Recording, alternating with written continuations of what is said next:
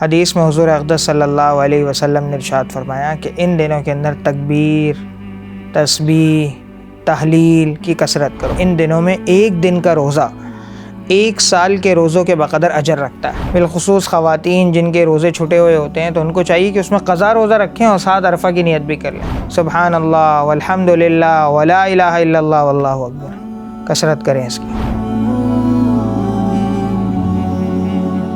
بسم اللہ الرحمن الرحیم، نحمدہ ونصلی ونسلم علی رسولہ الکریم، اما بعد۔ عشرہ ذی الحجہ شروع ہو چکا ہے، اور عشرہ ذی الحجہ میں کیا کیا ایسی چیزیں ہیں، کیا ایسے اعمال ہیں جو ہمیں کرنے چاہیے، یعنی وہ اعمال ایسے ہیں جو احادیث نبویہ صلی اللہ علیہ وسلم سے ثابت ہیں۔ دیکھیں، جیسے عشرہ ذی الحجہ ہماری طرف متوجہ ہوتا ہے، 5 چیزیں ہماری طرف متوجہ ہو جاتی ہیں۔ پہلی چیز اس میں سے یہ ہے کہ جب عشرہ ذی الحجہ آتا ہے تو حدیث میں حضور اقدس صلی اللہ علیہ وسلم نے ارشاد فرمایا کہ ان دنوں کے اندر تکبیر، تسبیح، تحلیل کی کثرت کرو، یعنی سبحان اللہ، الحمد للہ، لا الہ الا اللہ، اللہ اکبر۔ تو اس کو ہم ملا کر پڑھ سکتے ہیں، سبحان اللہ والحمد للہ ولا الہ الا اللہ واللہ اکبر، اور چاہے تو الگ الگ پڑھ لیں، سبحان اللہ، الحمد للہ، لا الہ الا اللہ، اللہ اکبر، یعنی ہم چلتے پھرتے ہم اس کا ورد کریں۔ دوسری چیز جو ان دنوں کے اندر کرنے کی ہے وہ یہ ہے کہ دیکھیں، یہ جو ایام ہیں ان میں روزہ رکھنے کی فضیلت ثابت ہے۔ حضور اقدس صلی اللہ علیہ وسلم نے ارشاد فرمایا ان دنوں میں ایک دن کا روزہ 1 سال کے روزوں کے بقدر اجر رکھتا ہے، یعنی آپ مشقت اٹھائیں گے 1 دن، روزہ رکھیں گے 1 دن، لیکن اجر ملے گا 1 سال کا۔ اب دیکھیے، بات یہ ہے کہ دنیا کے اندر کون سا ایسا سخی ہوگا جو کہے گا بھائی 1 دن آگے کام کر لو سال میں اور تمہیں میں پورے سال کی اجرت دیتا ہوں، اجر دیتا ہوں، زیادہ سے زیادہ بونس دے دیتا ہے، ایک تنخواہ دے دیتا ہے، تو اس کو بھی ماشاءاللہ بڑا اپریشیٹ کیا جاتا ہے۔ تو حدیث کے اندر یہ آتا ہے جو ان دنوں میں ایک روزہ رکھے گا اس کو 1 سال کے روزوں کے بقدر اجر ملے گا، نفلی روزوں کے۔ تو ہمارے پاس یہ 9 دن ہیں، 10 ذی الحجہ کا روزہ تو ممنوع ہے، تو ان 9 دنوں کے اندر کوشش کی جائے کہ روزہ رکھا جائے۔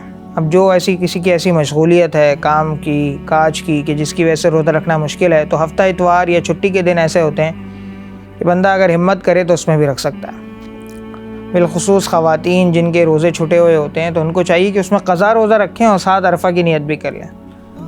اگرچہ راجح یہی کہ قضائی ادا ہوگا، عرفہ کا ثواب اس میں نہیں ملے گا، لیکن ایک قول یہ کہ انشاءاللہ عرفہ کا ثواب بھی مل جائے گا۔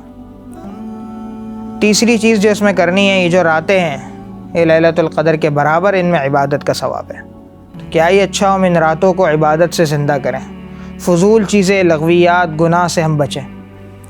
چوتھی چیز جو ان دنوں کے اندر کرنی ہے ہم نے، وہ ہے چلتے پھرتے اٹھتے بیٹھتے تکبیر تشریق کا اہتمام۔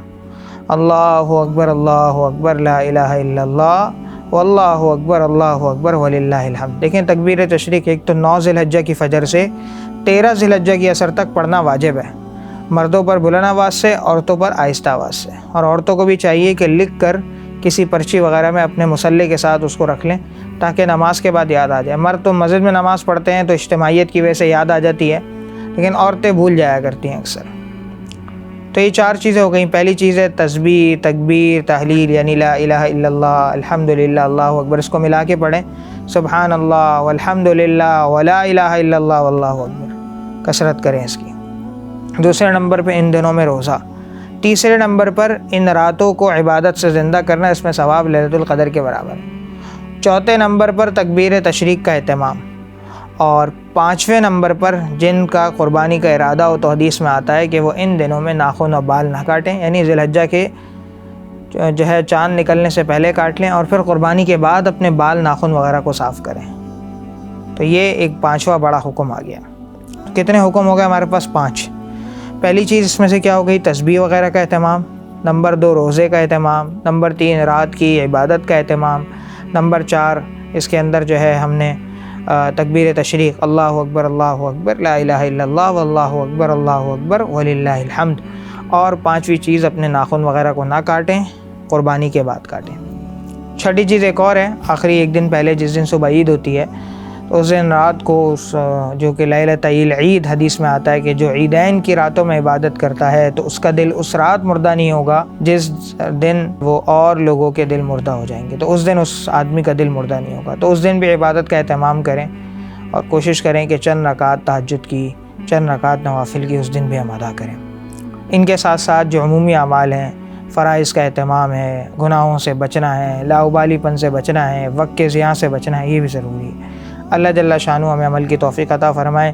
یہ ذی الحجہ کے لیے مختصر سا پیغام ہے، اور اس کے ساتھ ساتھ جو ہے ہم کوشش کریں کہ ہم جو ہے اس جو وقت ہے اس کو زیادہ سے زیادہ ہم اس کو وصول کرنے والے بنیں، آخرت کے اعتبار سے اس کو سمیٹنے والے بنیں۔ اللہ کی طرف سے عطا کا ایک سمندر ہے، ہم اس کو جو ہے لینے والے بن جائیں۔ اللہ جل شانہ ہمیں بھی عمل کی توفیق عطا فرمائے۔ وآخر دعوانا ان الحمد للہ رب العالمین۔